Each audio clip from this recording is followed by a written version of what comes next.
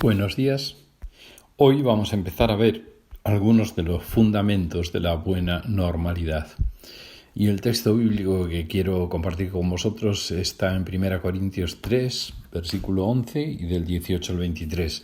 Pues nadie puede poner un fundamento distinto del que ya tenemos, que es Jesucristo. Dejad de engañaros a vosotros mismos si pensáis que sois sabios de acuerdo con los criterios de este mundo.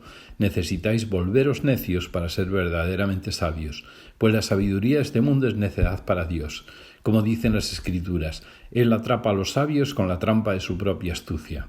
Y también, el Señor conoce los pensamientos de los sabios, sabe que no valen nada. Así que no os jactéis de seguir a un líder humano en particular, pues a vosotros os pertenece todo, ya sea Pablo, o Apolos, o Pedro, o el mundo, o la vida, y la muerte, o el presente y el futuro.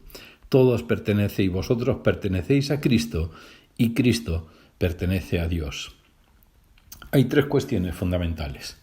La primera, el único fundamento para el cristiano es Jesucristo. La segunda, Cristo es Dios y junto con el Padre y el Espíritu Santo son uno. La tercera, nunca los hombres debemos sustituir al fundamento del cristiano, que es Jesucristo. Por tanto, cada vez que alguien, una persona, un colectivo, una autoridad o una ideología, te propongan algo que no esté fundamentado en los principios y valores de Dios, recházalo, porque será antiguo o nuevo, pero no será lo bueno. Los primeros discípulos lo tenían muy claro. Fíjate lo que dice Hechos 4, del 17 al 20. Así que para evitar que sigan divulgando su propaganda aún más, le decía el concilio cuando detuvieron a Juan y a Pedro, tenemos que advertiros que no volváis a hablar con nadie en el nombre de Jesús. Entonces el concilio llamó nuevamente a los apóstoles y les ordenaron que nunca más hablaran ni enseñaran en el nombre de Jesús. Pero Pedro y Juan respondieron: ¿acaso piensan que Dios quiere que les obedezcamos a ustedes en lugar de a Él? Nosotros no podemos dejar de hablar acerca de todo lo que hemos visto y oído. Estamos viviendo un momento de relatividad, como decíamos ayer, donde vivir y anunciar la buena normalidad fundamentada en Dios está llegando a ser un problema, como les sucedía a Juan y Pedro. Se pretende tapar la boca de quienes defendemos los principios y valores de Dios, porque se pretende suplantar a Dios y el ser humano, como hizo desde Adán y Eva, quiere asumir el papel de Dios. Necesitamos llenarnos de valor para vivir, defender y anunciar la buena normalidad de Dios, sus principios y valores eternos, aun a sabiendas de que resultaremos incómodos en medio de la sociedad. Sin embargo, debemos confiar en las promesas de Dios y seguir el ejemplo de los discípulos de Jesús. A pesar de que el concilio intentó callar su boca y expulsarlos de esa ciudad, más de 5.000 personas creyeron en Jesús y fueron salvas.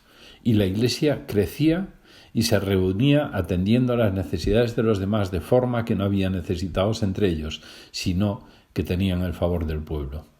Nos corresponde decidir sobre qué fundamentamos nuestros principios y valores. ¿Quién es nuestro fundamento? Nos corresponde ser valientes y vivir de acuerdo a la buena normalidad. Nos corresponde levantar la voz y no callarnos, porque aunque haya burlas, desprecios o persecución, cuando decidimos obedecer a Dios antes que a los hombres, Él nos da valor y se producen milagros de multiplicación hasta el punto que llegamos a tener el favor del pueblo. Palabra de fe. Obedeceré a Dios antes que a los hombres. El fundamento de la buena normalidad es Jesucristo. Acción espiritual.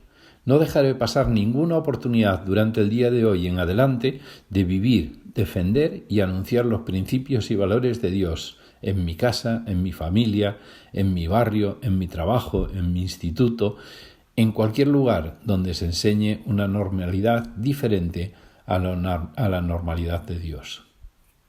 Buen y bendecido día. Hoy ayunan Sonia, Marcos y Priscila.